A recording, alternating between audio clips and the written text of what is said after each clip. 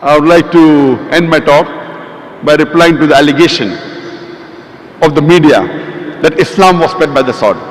And it's a common allegation laid down by the international media that Islam was spread by the sword. The reply to this allegation is given very well by a famous historian by the name of Dilesi O'Leary. He mentions in the book Islam at the Crossroad on page number 8, Dilesi O'Leary says, history makes it clear that the legend of fanatical Muslims sweeping across the world, forcing Islam at the point of the sword over conquered races is the most fantastic, absurd myth that historians have ever repeated. I would like to repeat the statement of Dilesi O'Leary, the famous historian. History makes it clear that the legend of fanatical Muslims forcing Islam at the point of the sword over conquered races is the most absurd, fantastic myth that historians have ever repeated. When we read history, we come to know that we Muslims, the Arabs, they ruled the Arab lands for the past 1400 years. For a few years the Britishers came, for a few years the French came, but as a whole, the Muslim Arabs were the lords of the Arab lands. Yet today, there are more than 9 million Arabs who are Coptic Christians. Coptic Christian means they are Christians since generations. These 9 million Arab Christians are giving Shahada, are bearing witness that Islam was spread by the sword. We Muslims, we ruled India for about 1,000 years. That time India was the most powerful country in the world. The Mughals, the Muslims. If we wanted, we could have forced every non-Muslim to accept Islam at the point of the sword. We didn't do it. Today, in India, more than 80% of the Indians, they are non-Muslims. These 80% non-Muslim Indians, they are giving Shahada, they are bearing witness that Islam was spread by the sword. Today, the largest populated Muslim country in the world, it's Indonesia. I'm asking the question, which Muslim army went to Indonesia? Which Muslim army came to Malaysia, which has more than 55% Muslims? Which Muslim army? Which Muslim army went to the east coast of Africa? Which sword? Thomas Carlyle writes in his book, Heroes and Hero Worship. He places our Nabi, Muhammad Sallallahu Alaihi Wasallam, as his number one hero prophet. Number one.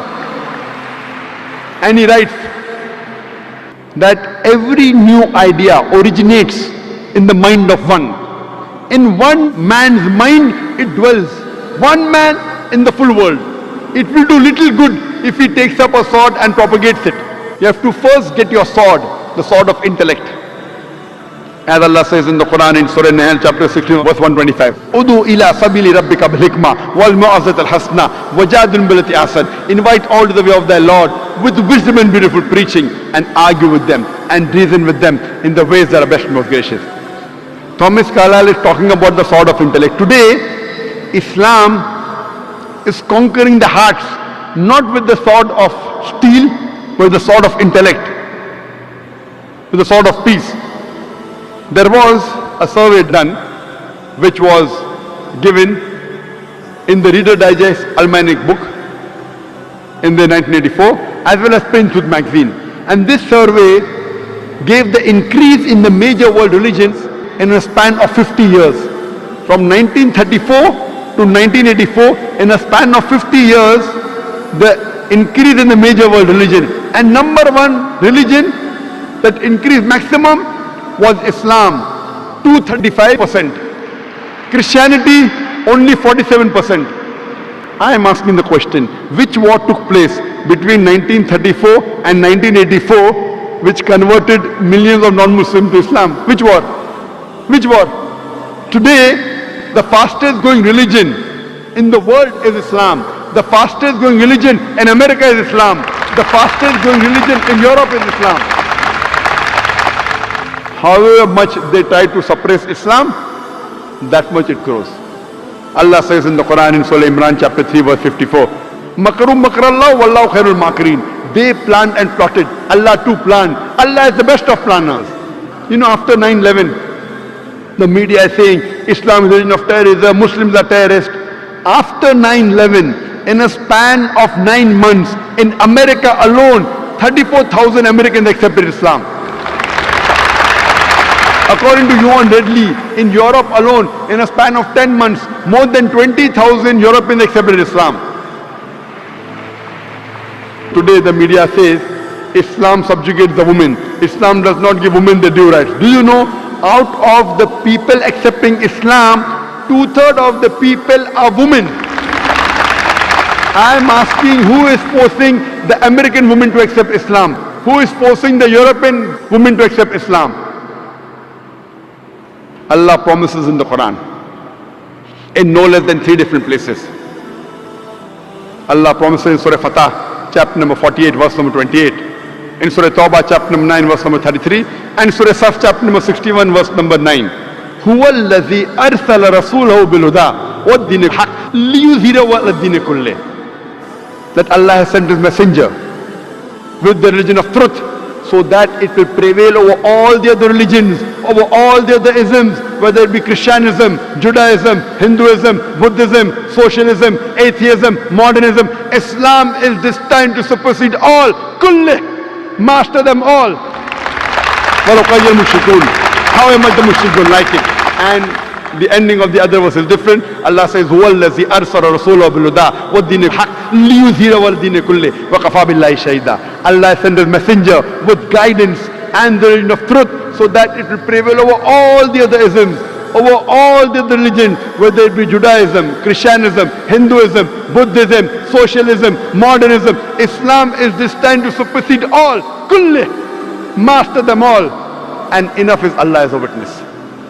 I would like to end my talk with the quotation of Dr. Adam Pearson. Dr. Adam Pearson said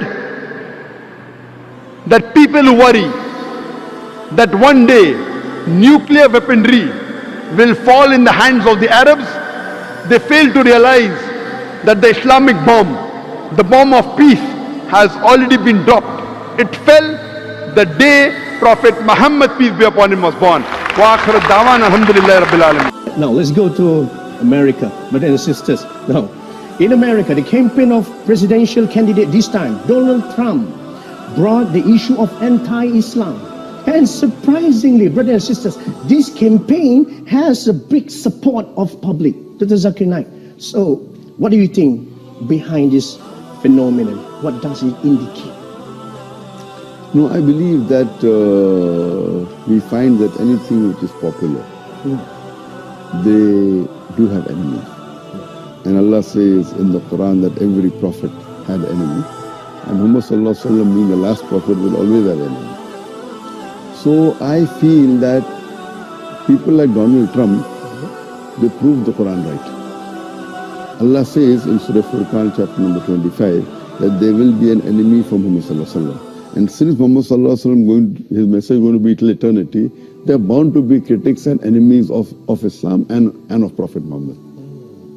So these people are proving the Quran right, because in spite of all these things, Islam is spreading. Allah says in the Quran, in Surah Imran chapter 3 verse 54, Allah says, Makaru makarallah wallahu khairul makirin. They plan and plotted, Allah too plan. Allah is the best of planners. If you see after 9/11, the media war on Islam and throughout the world, normally people should think that now Islam should perish now. They cannot. But we find that more people want to know what kind of religion is this. And we find that in USA alone, in a span of about 9 months after 9/11, 34,000 Americans accepted Islam. In Europe alone, in a span of 10 months after 9/11, more than 20,000 Europeans accepted Islam.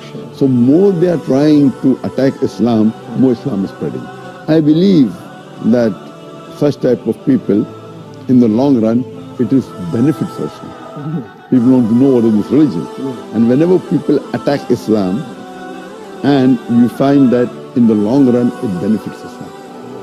Oh, that's fantastic. Now, Dr. ذاكر Naik, do you agree if I say that now Muslims are caught up with efforts to restore the image due to Islamophobia campaign in the West? So because of this, they forget to promote noble values of Islam. Yes, I do agree with you. Many a time we Muslims being emotional, we fall into the trap. For example, we know what happened in the Danish cartoons. Yeah. It is wrong what they did. We found that most of the Muslim organizations, they left everything what they were doing and they were concentrating on that. They were protesting. Fine, we should protest. Yeah. But that doesn't mean that we stop our activity. So if an organization was suppose doing 100 points work, they focus all their attention on replying to the Danish cartoon, and out of 100, they only do 5 points work. So imagine if all the organizations do that, it will be a loss for the Muslim Ummah. What we require, there should be specialized organization to take care of this. And I've given a talk on this, how this should be dealt. What we do, we become emotional. Fine, we disagree with it. But don't become so emotional that whatever positive work you are doing, you also stop that. So if he is attacking Islam, we don't leave everything. You leave everything and you only go and reply to that. I mean, for example, as I told you earlier, that anyone that is popular, they're bound to be criticism on him. I mean, for example, if you go on the Google and if you type my name, there'll be about approximately 15 million websites which has my information. I would say approximately 50 to 20% would be against me. So when a person gets popular, they're bound to be enemies. Initially, I had a perception that when anyone gets popular, the percentage of enemy remains the same. For example, if there are 100 followers, then 1 is the enemy. If you have 1,000 followers, then 10 is the enemy. If you have 1,000,000 followers, then there will be 10,000 enemies. The 1% remains the same, or 2%, or 10%, or the percentage, it remains the same. But later on, I realized that it's not like that. If you see the seerah of the Prophet Muhammad, when he started preaching Islam, initially he had 5 followers, no enemies. It became 50, 100, no enemies. When it started increasing, then the enemies started appearing. Today, the most popular human being in the world is Muhammad. Even according to Michael H. Hart, even according to non-Muslims, the most influential human being in the world is Muhammad. Today, if we know that there are about 1.8 billion Muslims, and maybe another 100 more million, maybe non-Muslims who may be liking Muhammad, you can say 2 billion Muslims who may be liking Muhammad. But those who are against Muhammad will be more than 2 billion. So because of the popularity, then the percentage of enemies keep on increasing. نتمنى أن يكون المقطع قد نال أعجابكم، وإذا أعجبك هذا الفيديو من قناتك لو تعلم، لا تنسى الاشتراك في القناة، دعمنا بلايك ومشاركة الفيديو مع أصدقائك لكي تعم الفائدة، وشكرا لك على المشاهدة.